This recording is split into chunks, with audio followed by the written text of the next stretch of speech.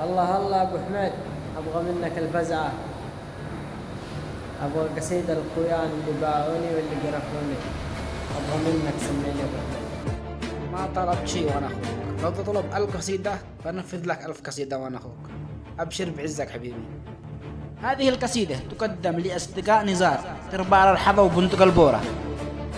قال ما خلقنا علشان الظهور الندي، ما خلقنا علشان ظهور الندي، نسي الليل والدنيا على أعمادها، ما اختلفنا وخلف الوعد أي بس ودي، وإن عليه نار يا نزار بادرت بخمادها، وإن هجمنا لاقي صفنا سرمدي، والسيوف لا هجمنا تكره خمادها، والبلاجيك تصرف في تمينات دي، يوم الأغمار هبت ترويخ بعدها، أو كيف الخبر والوضع يا قايدي؟